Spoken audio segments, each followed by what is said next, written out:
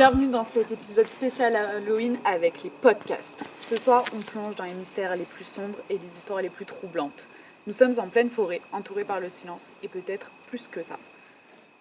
Ils ont accepté, Joe et Serge, de venir partager leurs récits de l'autre côté, des histoires terrifiantes, réelles et que peu de gens osent entendre. Vous pensez être prêts? Accrochez-vous, ce que vous allez découvrir ce soir va vous hanter bien plus que cette nuit d'Halloween. Alors, pour briser la classe, on va se présenter. Ok. Qui commence? Ok, je m'appelle Joe, je suis tatoueur, j'ai travaillé quelques temps dans les pompes funèbres. Et voilà. C'est un rapport du coup ou pas? Ça, aucun rapport, mais actuellement, je suis plus dans les. Je travaille plus comme agent funéraire.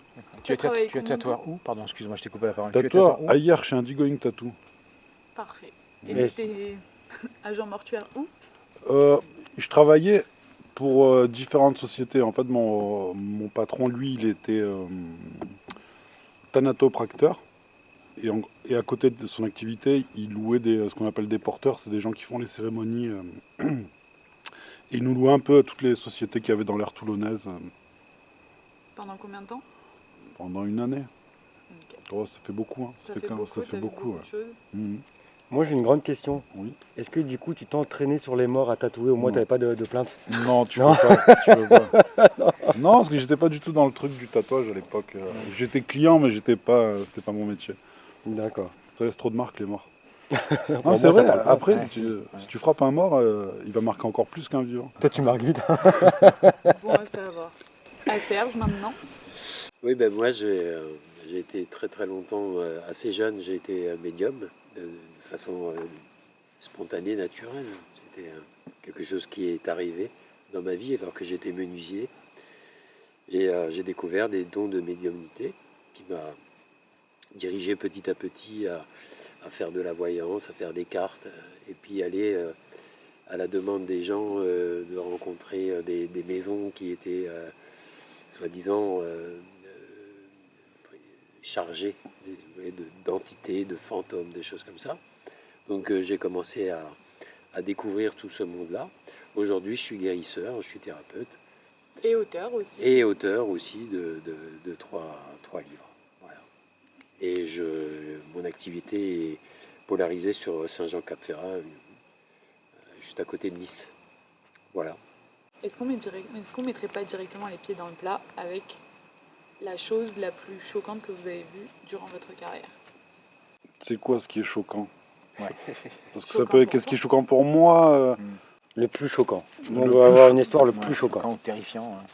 Le plus terrifiant, c'est pour le coup, ce qui m'a le plus choqué, c'est il n'y a pas de comment dirais-je, il n'y a pas de truc d'esprit ou quoi, mais c'est quand je travaillais comme agent funéraire, on avait fait quelqu'un qui avait été brûlé dans sa maison, et il y a plein de trucs à faire quand les gens décèdent de manière un petit peu bizarre, mais quelqu'un qui a brûlé vif, en fait, il faut l'attacher pour qu'il reste bien droit. Parce que le corps, quand il a été brûlé, il se recroqueville comme ça. Et du coup, quand ils l'ont pris, les gens qui l'ont récupéré l'ont amené à la chambre funéraire, ils l'ont mis dans le frigo. Et le problème, c'est que passer du chaud au froid, ça fait un choc thermique. Et le gars, il s'est complètement recroquevillé. Et le problème, c'est que pour le remettre dans le cercueil, parce qu'il n'y a pas de cercueil en boule, quoi. Les cercueils, ils sont longs, quoi. Du coup, il faut un peu tout péter, quoi, tu vois. Et quand tu vois ça, oui. Vous avez pété des os du coup?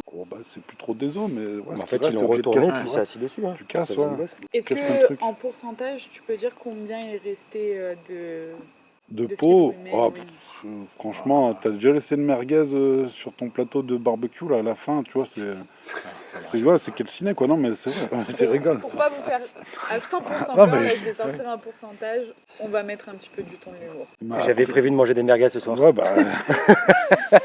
tu peux, mais...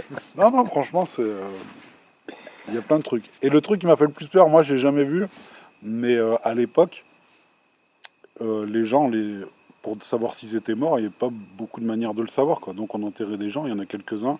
Quand tu fais des réductions, c'est que le caveau il est plein, donc tu réduis les corps pour en faire des plus petits trucs et tout ça. Et dans les vieux cercueils, tu as des cercueils qui sont grattés parce que les gens ils ont été enterrés vivants. Parce que maintenant aujourd'hui, avec tous les capteurs et tout, tu sais quelqu'un qui est mort ou pas. Tu vois, tu sais quand il est mort avec tous les trucs qu'ils ont à l'hôpital. La À technologie. l'hôpital, ouais. Mais à l'époque, Mais tu respirais pas, ouais, c'est bon, il est mort. il n'y avait pas les croque-morts qui. Avec la cloche, Ouais, Ouais, mais il suffit que le gars il fasse un petit coma ou quoi, Ouais, ouais, il est mort, allez hop, on emballe et tout. Généralement, faut passer le téton, t'es sûr s'il est mort. Ouais, Il il y en a réagit qui pas, aiment bien, c'est mort. ou alors, faut le mordre. ou alors il aime bien, il fait semblant, oh, il bouge pas comme ça, il est au fond. Non, et du coup, bah ouais, t'as des vieux cercueils, quand tu les ouvres, ben, ça a été gratté. Quoi. C'est pour ça, demandez toujours un petit Nokia quand vous vous enterrez, si jamais. Un petit coup de fil. Ouais, je suis encore là. Moi, je vais être incinérée. Est-ce que, justement, vu que tu as vu tout ça, Ouais, tu préfères être incinérée ou... franchement, je préfère pas être incinéré, mais ça n'a rien à voir avec le truc, c'est plus spirituel, quoi. Je trouve que quand t'es incinéré, il y a tout qui part dans l'air. Moi, j'aime bien le cycle court, tu vois. T'es Mais c'est né là où sur on Terre, vient, tu non finis sur Terre à la poussière. Non, mais tu redonnes un... T'as jamais vu le Roi Lion? Il le dit pas, Mufasa, à Simba, qu'un jour le lion va redevenir de l'herbe et il va se faire manger par l'antilope? Oui, mais en même temps, tu n'es pas de la terre, tu n'es de l'eau. Oui, mais voilà. Bah oui, mais- donc, J'allais vous demander, justement, si vous trouvez une connexion à ce qu'il dit par rapport à son expérience professionnelle. Vous pensez que, justement, après l'étape de la mort, enfin, qu'est-ce que vous... oui, c'est vrai que vous avez vécu moi, je suis moins centré sur l'aspect physique. Parce que l'aspect physique, ça retournera en poussière. Bon, voilà. Et ça change Moi, quelque chose, du coup, entre Ben, l'enterrement pour et moi, l'incinération? oui, parce que j'ai une perception de la mort qui est très différente. Ça va au-delà du corps.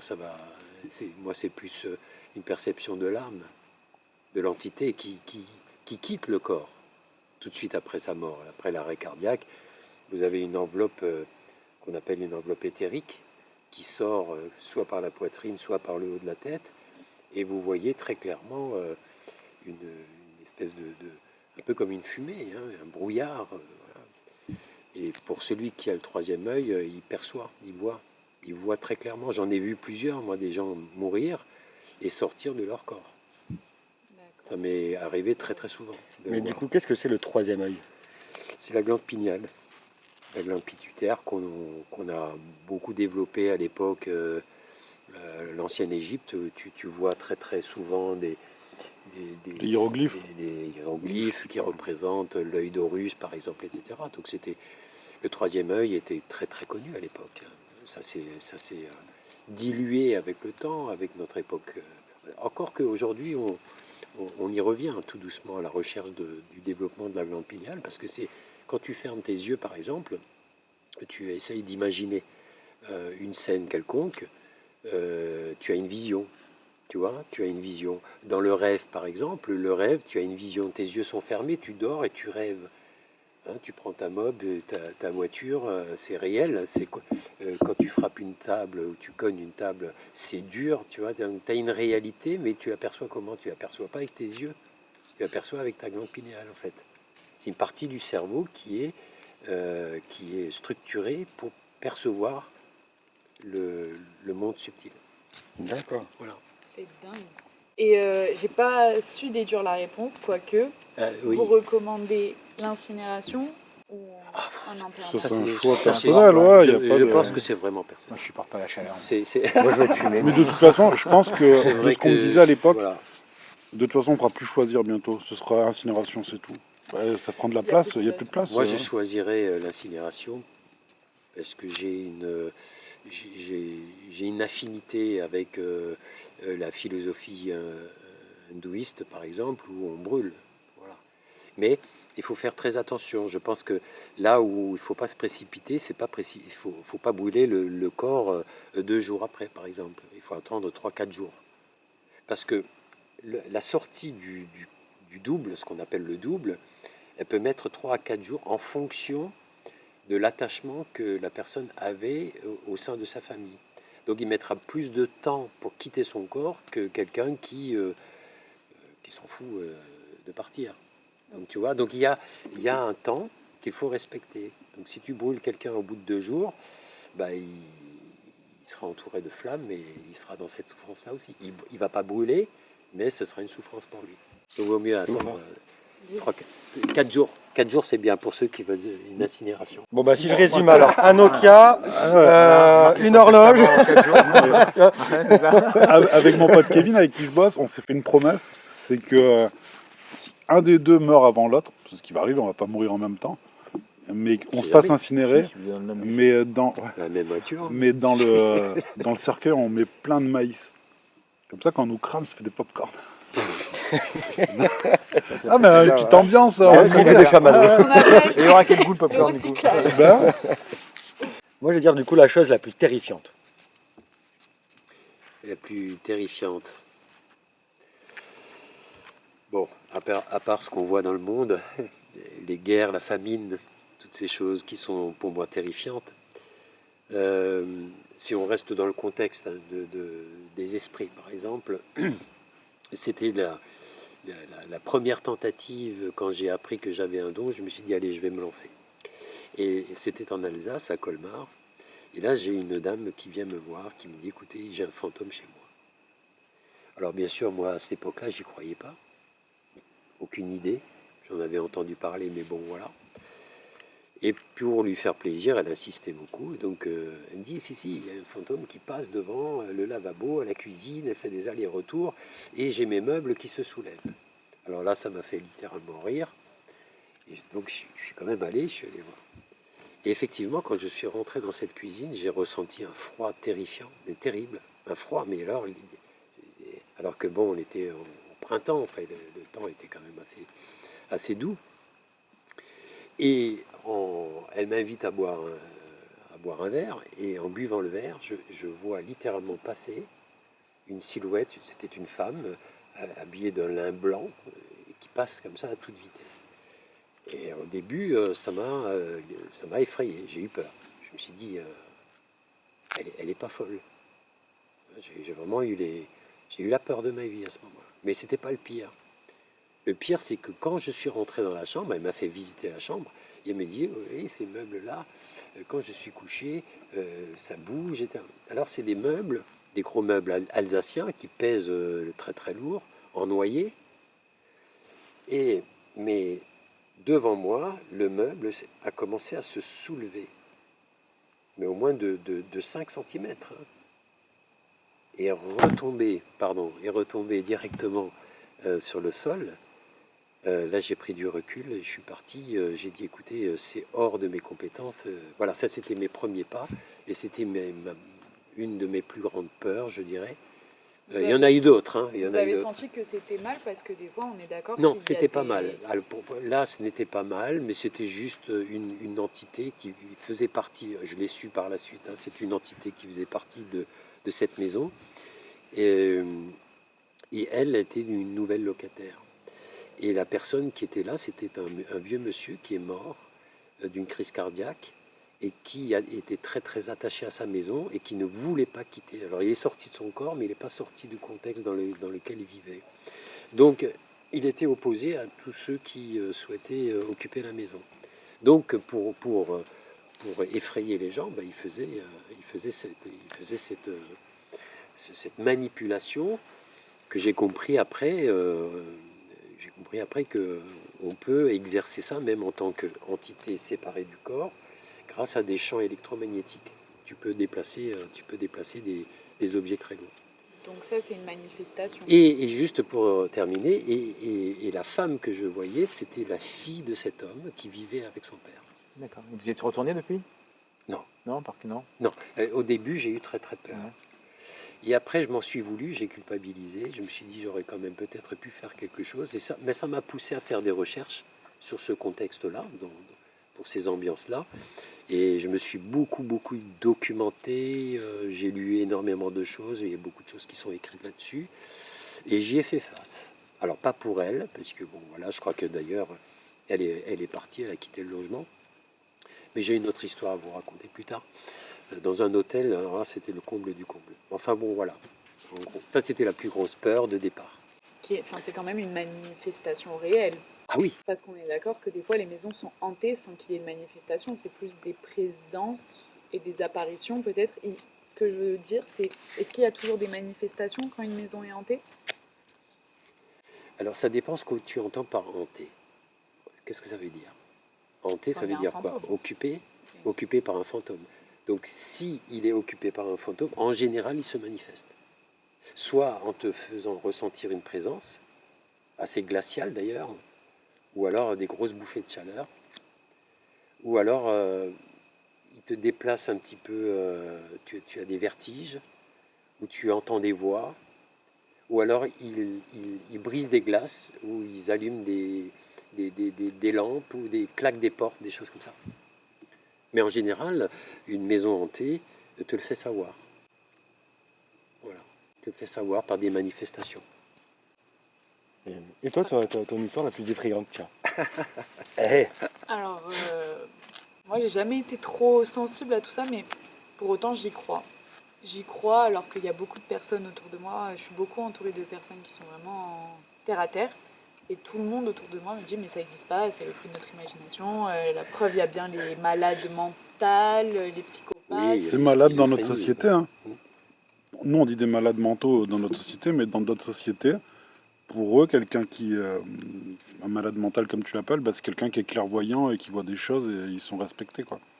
Nous, c'est que dans notre société, on a décidé de. Les gens qui. On comprenait pas trop ce qui se passait dans leur tête, on dit ouais, ils sont fous, on les enferme et tout ça. Mais il y a Mais d'autres- ça, c'était avant. Non, Maintenant, toujours aujourd'hui. actuellement, même en 2024, il y a des personnes qui sont considérées exonérées, même parfois pendant les crimes ou quoi, Oui, exonérées par rapport à leur parce santé qu'on dit qu'ils mentale. s'en foutent, ouais, bien sûr. Mais il y a d'autres sociétés, je crois que c'est en Amérique du Sud et tout ça, où les mecs ils sont importants dans leur société parce que c'est des mecs qui voient le futur, le passé. Oui, après, tout c'est ça. toute une question Ça- de ça dépend, ouais, ça culture, dépend de la lecture culture, en fait. aussi. C'est effectivement. Ouais, c'est ça, effectivement. Pour vous, le cerveau ne peut pas être défaillant, il peut être que clairvoyant. Au final. Non, il peut Non, être défaillant. Il peut être forcément, défaillant. non. bien sûr. Tu peux être Non, attiré il par peut les y avoir nains de des- fous et Ouais, tout. c'est clair. Ça, t'es clairvoyant quand t'es comme ça. Mais non, en vrai, Non, il y a des, il y a des tarés aussi. Mais il y a c'est des pas... décompensations psychiques, mais qui, en même temps, développent parfois, pour ces malades, développent des perceptions. Et donc après, il y a une incohérence, c'est-à-dire que le cerveau, il n'arrive plus à gérer ce qui est réel, il ne l'est pas, etc. Donc c'est ça qui se passe. Et c'est pour ça que dans certaines traditions, pays, on considère le fou comme quelqu'un qui a quand même des pouvoirs psychiques. Et Et qui ouais. n'est pas raisonnable. Oui, qui est pas raisonnable. du coup, c'est un peu avec mon histoire, moi, que j'ai effrayante. Je te jure, c'est vrai. Non, c'est vrai. J'ai une personne, tout ça, un ami et tout, et qui un Un jour, ami. il y a un jour, Parle de lui. non, hein. un ami, Ouais. non, mais tout ça, et puis un Ouais. jour, qui me dit, je veux devenir monteur vidéo. Je dis, putain, lui, il est défaillant, on ne le voit jamais, c'est un fantôme. Fais gaffe à la chute. Fais gaffe à la chute, je te jure. Fais gaffe à la chute. Donc toi, je sais pas si ton cerveau Ouais, est vas-y, défaillant. Je vais raconter l'histoire, je vais raconter une histoire, moi aussi. Alors les auditeurs, je sais pas, mais moi j'étais vraiment convaincue par ce que tu allais dire. Ouais. Tu m'as Ouais. mené en bateau, Ouais. je te dis bravo. Ah ouais, moi je suis pas Mm. convaincu. Non, par contre, j'ai vraiment une histoire, ça Oui, c'est non. vrai. Non, par contre, ça, je te jure, c'est Est-ce que vrai. les gens qui ont des soucis capillaires sont voyants? Non, tu me laisses tranquille. Alors je joue pas la Non, par contre, j'ai vraiment une Allez, histoire, ça vas-y. c'est vrai. C'est que j'ai ma grand-mère donc, qui est décédée. Donc, en fait, elle m'appelle, elle avait un problème, c'était la maladie de Parkinson. Donc, par contre, ça c'est vraiment vrai. Et en fait, elle pouvait plus parler. Elle avait un problème de clapper, tout ça, à cause de la maladie. Et donc, elle était montée à Paris pour refaire des examens, tout ça. Elle était croyante, mais sans plus. Et donc, la veille de mourir, bon, on ne le savait pas nous. Et en fait, je l'entendais. Mais elle me parlait, mais vraiment, mais super bien. Et puis, donc, du coup, bon, j'appelle ma mère, je dis, putain, c'est bizarre, je fais, mamie, je la comprends bien. Je fais, s'il y a un truc qui va pas. Donc, bref, donc je raccroche, tout ça. Donc, le soir, avant la fermeture, elle demande à mon grand-père et à ma mère de partir. Et elle est décédée comme ça, en croix, tout ça. Non, je te jure, c'est vrai. Donc du coup, elle s'est mise, elle est décédée comme ça, mais en plus, moi, j'avais senti qu'il y avait quelque chose qui allait pas parce que je la comprenais bien. Et comment elle leur a demandé si elle pouvait pas parler? De quoi? Bah, elle leur faisait les gestes, elle demandait, enfin, on la comprenait très mal, c'est-à-dire qu'elle avait le clapet, donc elle avait du mal à Oui, articuler, donc oui. c'était très dur à comprendre ce qu'elle disait. Et un an après, un an après ça, j'ai eu le téléphone de ma mère qui s'est mis à l'horloge à se déclencher. Alors qu'elle avait jamais mis d'horloge sur son téléphone. Un an Regarde, après, un an après, l'heure pile. Mais L'alarme ça- qui se déclenche. oui, ça moi, Et me ça c'est surprend véridique pas. par contre ça. Ça me surprend Donc pas. c'est... Est-ce que ça veut dire du coup qu'il a une sensibilité clairvoyante, Qui? Anthony? Bien sûr. Mais on l'a tous, mais on a été éduqués on a été formatés. Depuis notre enfance, on est formaté, conditionné. Donc du coup, il n'y a plus de place. Les enfants, jusqu'à l'âge de 7 ans, ils sont hypersensibles. Ils voient des choses. Des fois, moi, je voyais mes enfants, ils discutaient.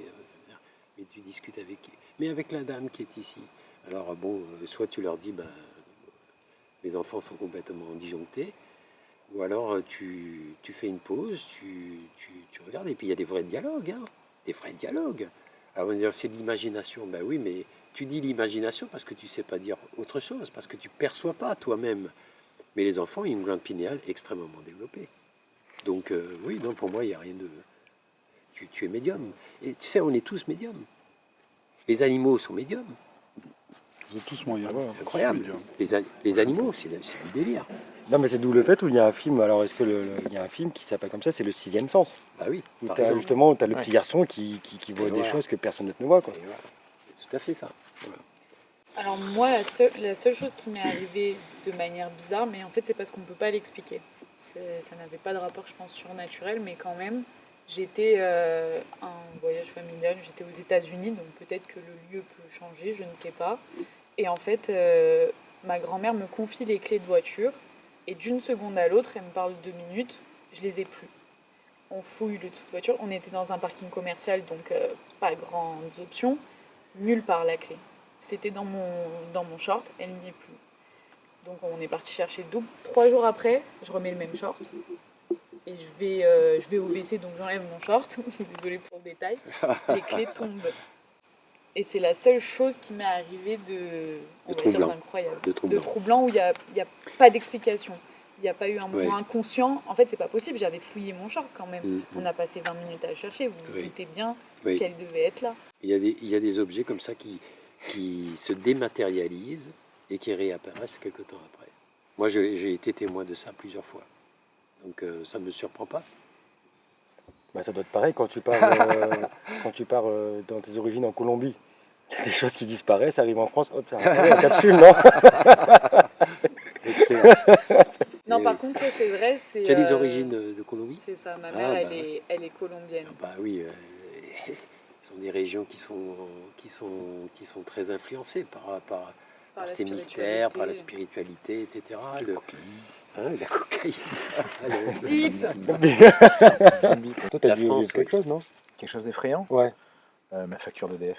Ça, c'est Non, moi vrai. j'ai hein. pas eu de non. J'ai pas vécu ça moi. J'y crois fortement, mais j'ai pas vécu. Non. Je suis désolé, je suis Moi, j'ai triste, vécu mais, des trucs, mais c'est pas forcément. Ouais. Ça dépend de comment tu te positionnes par rapport au truc, quoi. Mais Parce que c'est bien, ça fait deux tu peux témoignages tu peux différents. vivre des trucs Oui. entre guillemets paranormal, mais suivant comment tu as été éduqué par rapport à ça, tu prends plutôt bien. Moi, j'ai vécu deux, trois petits trucs. Genre, j'étais chez moi et je m'endormais et je sentais qu'il y avait quelque chose, tu vois. Mais je sentais que c'était pas du tout négatif. Et moi, je m'endors toujours avec un truc dans les oreilles. J'arrive pas à m'endormir si j'ai pas un podcast, si j'ai pas les podcasts dans les oreilles. Non, si j'ai pas de la musique ou un truc comme ça. Donc chaque fois avant de m'endormir, je me mets mes petits écouteurs comme ça. Et je sens qu'on me tire les écouteurs comme ça, qu'on me tire les écouteurs. On me les fait tomber, tu sais, je le remets. Des fois, c'est la Et cible on le humaine. tire. Hein. Non, Ça non, non, non, m'arrive. on tire, et j'entends qu'on rigole. Et Ah. tu sais, je dis, putain, mais c'est pas dans le podcast, pas la musique et tout. Mais je pense que c'était un petit garçon qui avait dû mourir, qui était là, qui savait pas trop et tout. Mais du coup, t'es pas effrayé. Tu sais qu'il y a quelque chose. Si tu fais, ça dépend de toi si tu veux y faire attention, si tu veux y porter vraiment cas ou quoi. Sinon, ça passe. Moi, je pense que les gens qui sont de l'autre côté ou ce qui veulent, c'est pas forcément négatif, quoi. Ils sont pas. Alors là, On n'est pas dans le même. On n'est pas sur les mêmes. ouais, là, on n'est sur les pas mêmes dans fréquences, hein. on n'est pas dans la clairvoyance, on est dans la clairaudience. Ah oui, oui, pas du tout. Voilà, c'est-à-dire qu'il y a des gens qui ont cette médiumnité, soit qui voient, soit qui entendent, mais tu peux aussi sentir des odeurs, par exemple.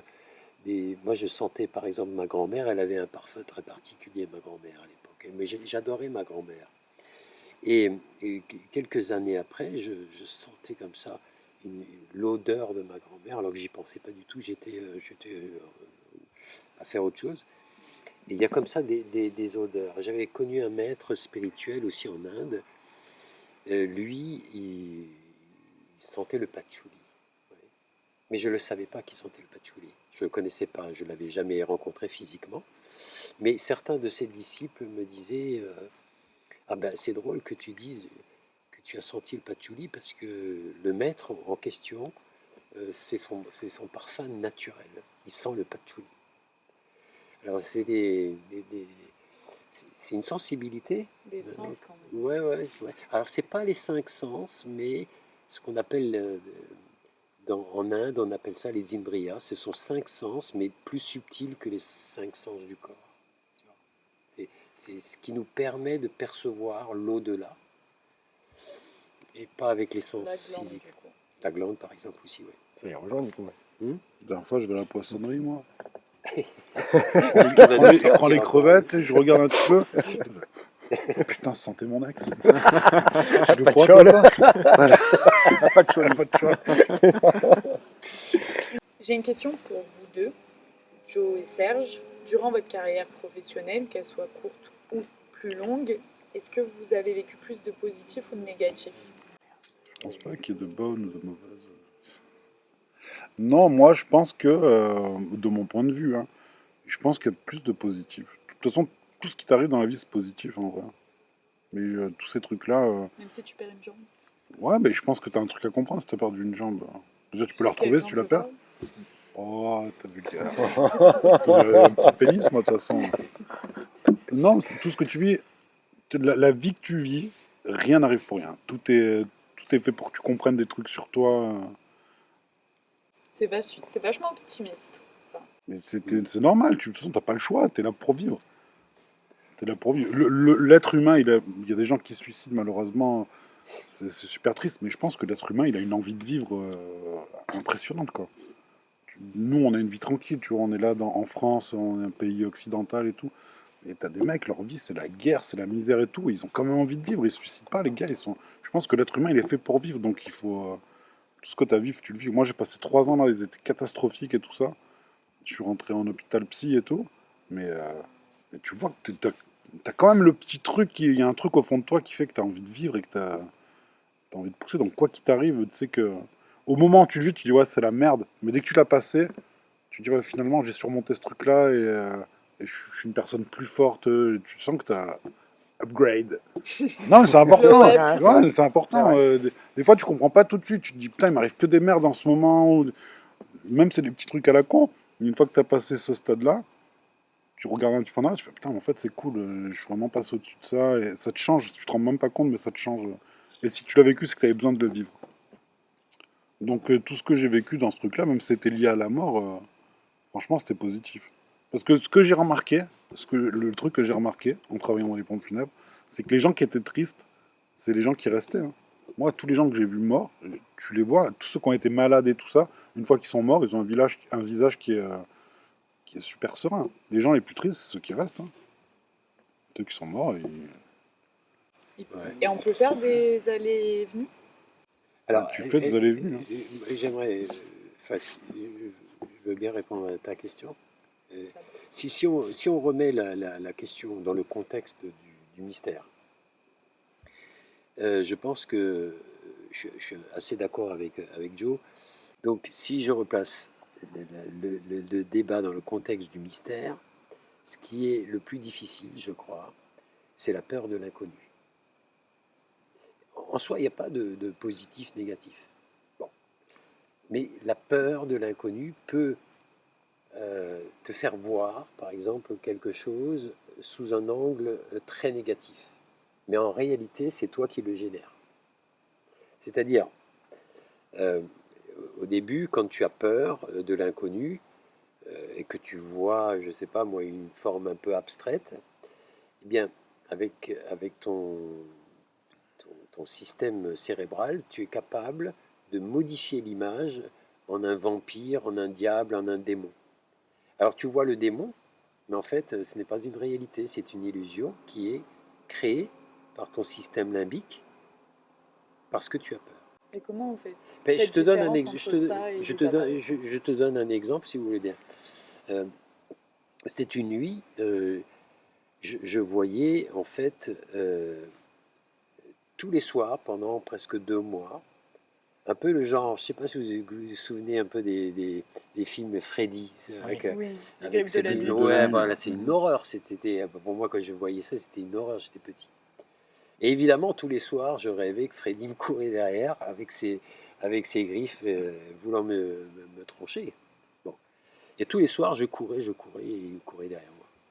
Et je ne sais pas qu'est-ce qui m'est arrivé cette nuit.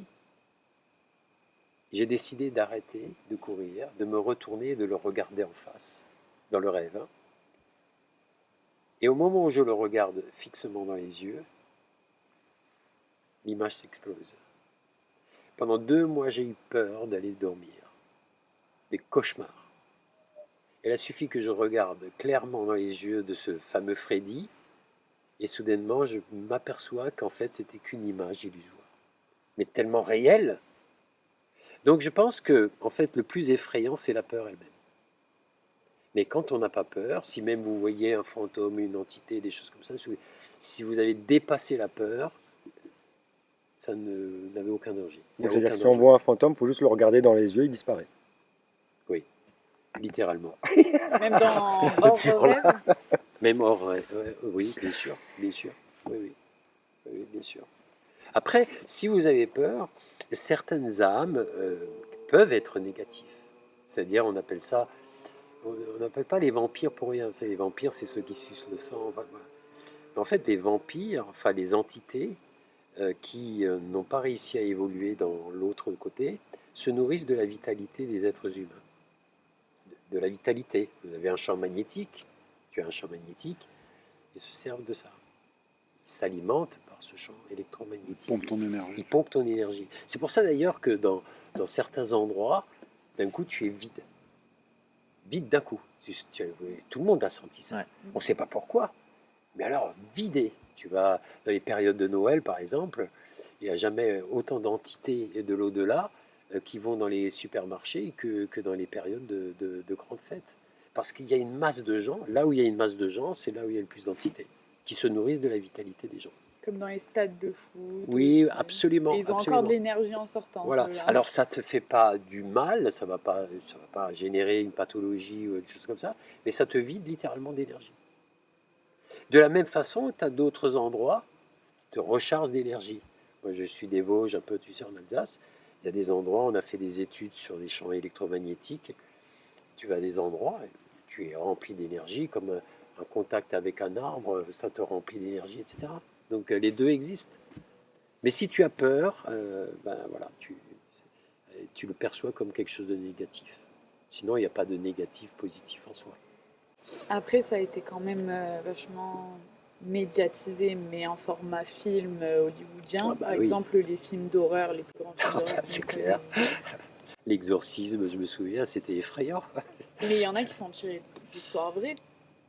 Émilie Rose, l'exorcisme Oui, oui. d'Émilie oui, Rose. oui, oui. Et en fait, même, enfin, elle avait peur et c'est ça qui, à votre C'est la peur. avis, C'est la peur. faisait durer, lui faisait du La mal. peur, oui, la peur, parce que tu as une interprétation. Tu sais, on est quand même, on est né on a été influencé par l'aspect judéo-chrétien, hein, la notion de bien et de mal, une notion absolument absurde. La notion de diable, de l'enfer, on te met ça dans le cerveau dès le départ.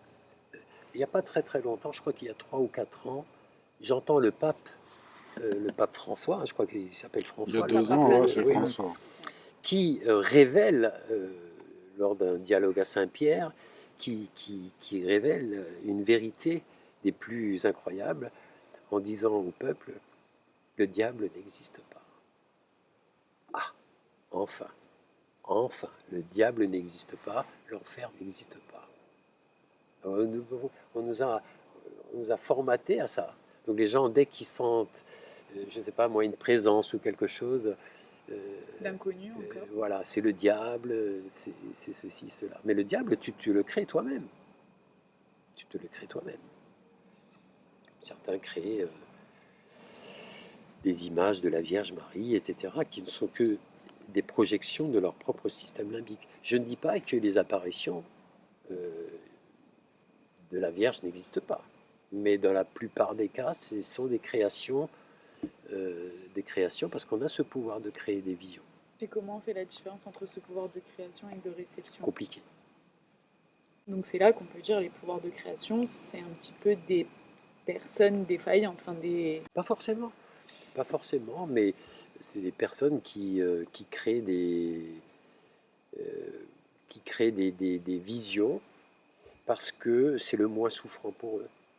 Donc c'est pas forcément une maladie, mais c'est une façon de se dire, bon bah voilà, tu perds un enfant. C'est insupportable de perdre un enfant, la mort. Bon, ben, tu as besoin de t'accrocher à quelque chose. Ben, tu es capable de créer la Vierge Marie qui te dit, ton enfant va bien, etc., etc. Tu peux le faire. Ça ne met pas de côté certaines réalités d'apparition. Mais pour la majorité des gens, si tu as la foi en la Vierge, en Jésus ou en qui sais-je, tu es capable tout à fait de créer cette vision. Mais c'est pour te secourir toi, parce que tu souffres trop, tu comprends? Voilà. Tout ça existe. Bah Lolo, t'as compris, tu peux trouver tes nains sans faire de casting ou quoi? Ouais, mais je vais attendre Noël. Il y aura bien des va crèches. supermarché. Comme ça, tu seras vampirisé à Ouais, Noël. c'est ça. Non, mais c'est Ouais. bien, moi je trouve. Moi j'aimerais bien aussi qu'on parle quand même un peu des livres Ah oui, que vous avez écrits, ouais. de quel sujet ça parle. Moi, c'est Ouais. un village de gens tout bleus qui vivent dans des champignons. Et pour pas dire des gros mots, ils disent tu trompes, Il y par a une exemple. blonde. Hein. Il y a une Il y a blonde. une blonde pour 100. Ouais. Je crois que mon ami Joe, il a lu. Moi, je les ai lus, mais Mais tu seras le mieux. Mais comment? le plus- Oui, mais tu peux déjà dire ce que tu as. Moi, Toi. le truc qu'il y a, c'est que mon livre préféré de toi, tu l'as pas amené. Ah, le Messie intérieur. Oui. D'accord. C'est le livre. Les Vents du silence, j'ai adoré. Le Shaktipat, il a été un peu plus difficile Il y a un pour peu moi. ouais. Et le Messie intérieur, je trouve que il est parfait. Et franchement, je me suis régalé, mais vraiment à le lire, tu le lis d'une traite, il est fabuleux. Et Bon. t'aurais dû l'amener. Tu as de la théorie et de la pratique dans le livre? Sur Messie le Messie intérieur, Sur le Ah oui, il y a thème? des cours. oui, oui, il y a des cours, mais c'est vraiment une expérience, C'est des un truc leçons. pour expliquer. Ouais, Bah, déjà savoir voilà, un résumé de Bon, ce en que gros- ça parle, tout ça. En gros, c'est quand même. c'est une trilogie. Oui, une trilogie qui est plus ou moins orientée vers la spiritualité. C'est-à-dire, dans le premier livre, Les Vents du silence, qui est fait en 3 parties, tu as tout un témoignage des expériences métaphysiques, pour pas dire mystiques, que j'ai eues à partir de l'âge de 3 ans. Et ça jusqu'à une... Voilà, donc les expériences métaphysiques, c'est les rencontres, des rencontres avec l'au-delà, c'est mes expériences de sortie astrale, de dédoublement, des rencontres avec des êtres de l'au-delà, des rencontres avec des guides spirituels qui ont donné, qui m'ont, comment dirais-je, donné des enseignements pour assurer, si tu veux, une existence qui me permettait, moi, de donner un sens à cette existence. Parce que on est quand même dans une humanité souffrante, avec beaucoup de dualité, de guerre, de famine. Et pour moi, il y a quelque chose qui... Je ne comprenais pas comment c'est possible que on puisse être mené par des religions monothéistes, l'islam, les juifs, les chrétiens, etc., qui sans cesse appellent à la sagesse, à l'amour, etc., et qu'il y ait une telle violence sur la terre. Pour moi, très petit, je ne comprenais pas le sens de tout ça. Donc, tu vois, j'étais dans une opposition contre la souffrance. En plus, j'ai eu une enfance de souffrance terrible, agression, viol, tentative d'assassinat, maladie, enfin, tout ce que l'humain peut encaisser, je l'ai traversé. Et donc, il m'a fallu trouver un chemin, et donc j'ai été beaucoup aidé, non pas par ma famille, mais j'ai été aidé par des guides spirituels que j'ai rencontrés de l'autre côté. Et c'était pas justement des créations pour... Ah non, non, non, non, non, non. Alors, moi, je sais faire aujourd'hui la différence entre une création psychique. Moi, je peux te créer ce que tu veux, c'est pas un souci. Mais quand tu sors du corps, ce que tu vois n'a rien à voir avec ta propre création imaginaire. Tu rencontres des êtres d'une réalité comme tu peux, qui est plus réelle que ce que nous vivons, tu vois. Si je te disais que ce que nous vivons n'est qu'un rêve, tu me croirais pas, tu dis ben non, c'est réel. Je suis plus sûre de rien. Ça, je peux te le démontrer, hein. Maintenant, Oui, je peux te le démontrer, j'en ai fait l'exemple tout à l'heure. Toi, tu as tendance à te souvenir de tes rêves, n'est-ce pas? Bien, je te l'ai dit tout à l'heure. oui.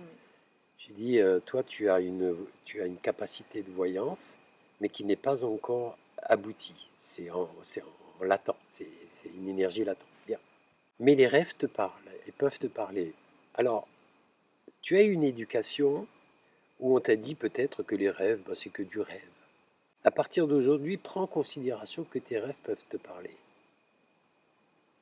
Et donc, tu vas voir que ta relation à ton rêve, à l'inconscient, eh bien, va changer. C'est-à-dire que les rêves qui sont transmis par des symboles, c'est un langage onirique que tu ne comprends pas parce que ton cerveau il a été éduqué d'une certaine manière. On est d'accord? Bien. Mais à partir du moment où tu veux comprendre, tu dis à tes rêves, avant de t'endormir, tu dis à tes rêves de te parler de façon à ce que tu comprennes les choses. Et tu vas voir que ton rapport au rêve va changer.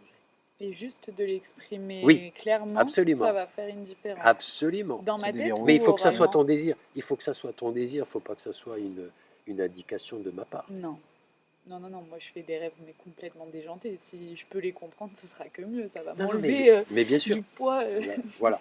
Alors pour en venir au fait que dans le rêve, si tu prends par exemple, je pense que tu te souviens d'un rêve par exemple, tu n'es pas obligé de le dire ici, mais souviens-toi d'un rêve à cet instant. Tu l'as? Oui, Ok. mais je peux le dire, Ok, si tu sans veux. souci. Mais en fait, c'est le seul rêve que Moi ma aussi, j'ai deux, mémoire trois a rêves, je pris m'en souviens en, bien. a pris en considération. C'était à une période, c'était après que mes parents ils se soient séparés. Et je me souviens que c'était la maison du Mans. Je faisais souvent des crises de somnambulisme. Et en fait, c'est un rêve qui m'a toujours traumatisée parce que je voyais très clairement Voldemort relié à Harry Potter. Et en fait, il me demandait de choisir que ce soit ou mon père ou ma mère qui meurt. Je devais choisir et en fait, je me choisissais moi. Et en fait, c'est le seul rêve qui est encore très clair. Je me vois marcher dans une rue pavée. Mm. Je sens le pavé sous mon pied Absolument. Absolument. qui n'est pas stable. Mm. Et en fait, c'est le seul rêve, on va dire, que j'ai gardé en mémoire. Après, on va dire qu'il se dissipe très rapidement, mes rêves. D'accord. Je peux pas me souvenir de mon rêve de hier soir, alors que le matin, j'y pense toute la matinée jusqu'à après mon repas du midi. Alors prenons cet exemple, sans faire une analyse trop, parce que c'est pas le but, mais c'est juste pour te dire que dans ce rêve, c'est aussi vivant que dans cette réalité. Tu es d'accord? L'émotion est forte. Je dois choisir entre mon père, ma mère. Les pavés sont durs. Tu es d'accord? Ils sont durs, même si elles ne sont pas telles. Je sens le tissu de Tu sens le Voldemort aussi, mais Donc, j'étais petite. voilà. Donc tu vois bien que toutes tes cinq sens, elles sont prises dedans. Ça a donc une réalité. Tu te rends compte que c'est du rêve qu'une fois que tu te réveilles. Mais pendant que tu rêves, c'est réel. N'est-ce pas? C'est dur, autant que la table. Hein, si je touche le tissu de Joe, lui, c'est du réel. Je me dis que ça, c'est du réel, d'accord? Mais si j'étais en train de rêver et que je fais ça, j'ai la même sensation que le rêve. Non, c'est pas vrai? Eh bien, Tu me fais quelle mal, est la Serge. réalité? Non, mais alors, que veut dire la réalité? La réalité, ça veut dire quoi? C'est qu'on peut mourir dans la réalité.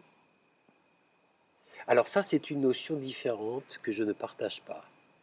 Bon, Tu peux mourir physiquement, oui, mais pour moi, il n'y a pas de mort. La mort n'existe pas. on C'est peut une pas mourir fausse dans idée. nos rêves, par exemple. Comme on peut Peut-être. pas mourir dans la vie réelle. Bah, je me rends compte que... Alors, moi, j'ai déjà fait un rêve où j'ai eu un accident de voiture dans le rêve et je me vois mourir et sortir de mon corps.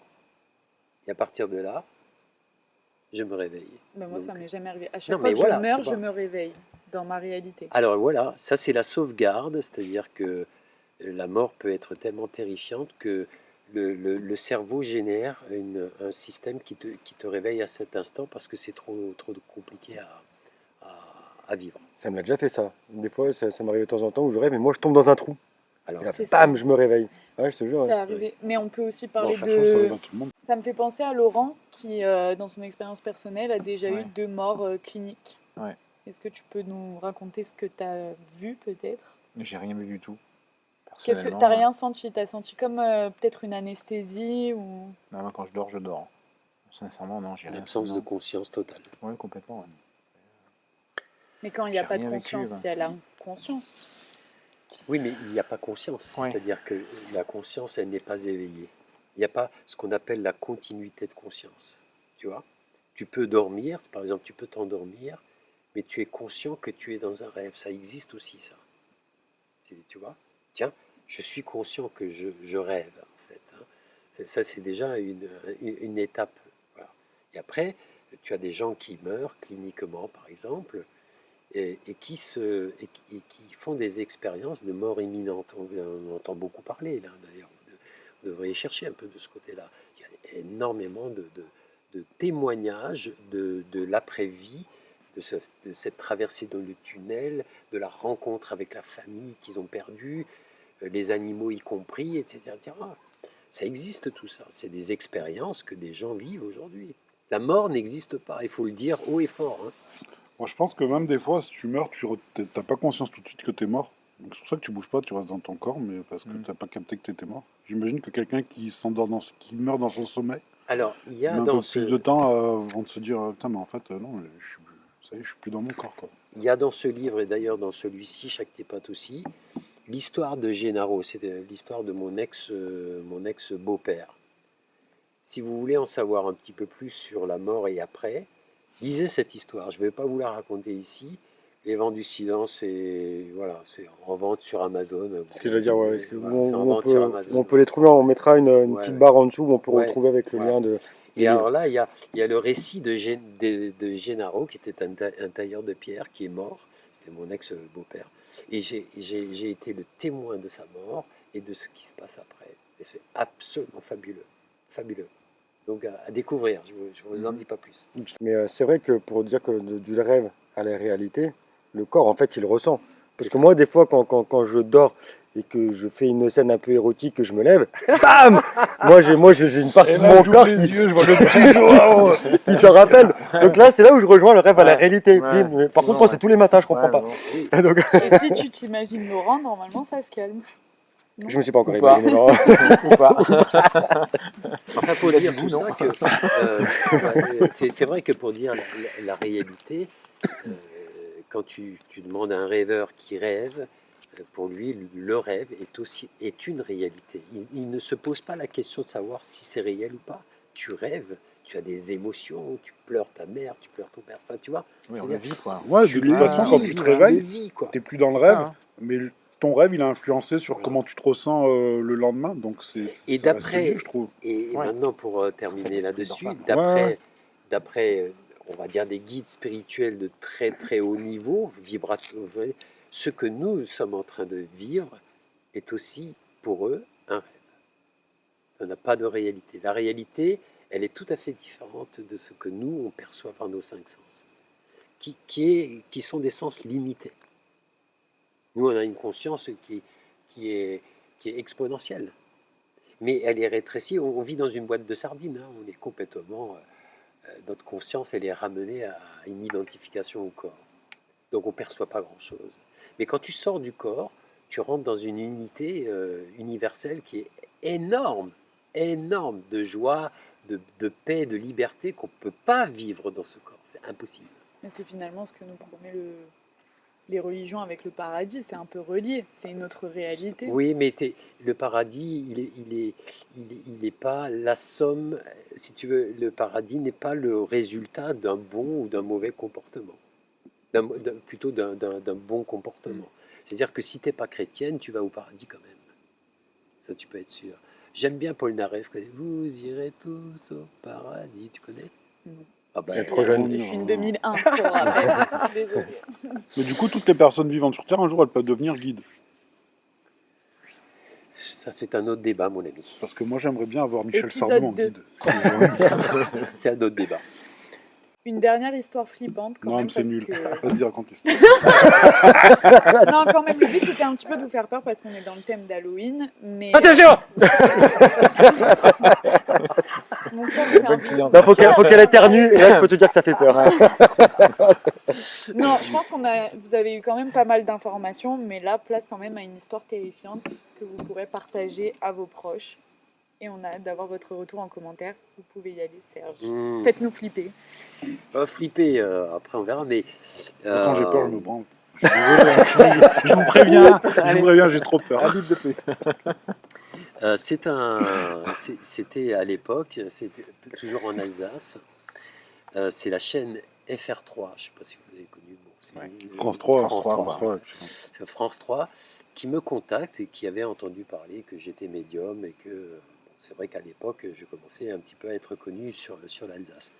Et alors ils m'ont demandé si je voulais bien venir dans une maison hantée très connue en Alsace, dans une ville qui s'appelle Sélestat.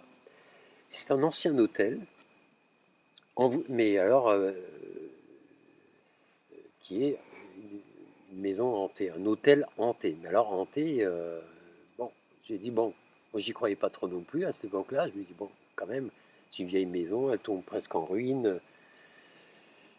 Et en fait, c'est un hôtel qui a été vendu après une faillite. Et chaque fois qu'il y a eu un acheteur, le mec mourait. Le propriétaire mourait. Les esprits, pardon. Ouais, j'ai entendu un bruit fort, alors. Ça fait... C'est le frelon, c'est c'est le le frelon. frelon. Ça y est, on commence. Ouais, les gars. Moi aussi, je vais me non. branler, alors. Je peux voir.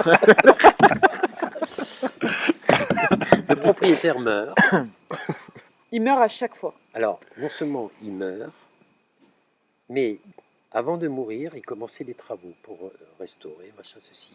Les ouvriers mouraient, un après l'autre. Ça, c'est une véridique, histoire. c'est Ça, vrai. c'est une histoire vraie. C'est archivé dans la commune de Sélestat. Deuxième propriétaire qui rigole, qui croit pas trop, il meurt d'un accident de voiture en allant à la maison pour signer.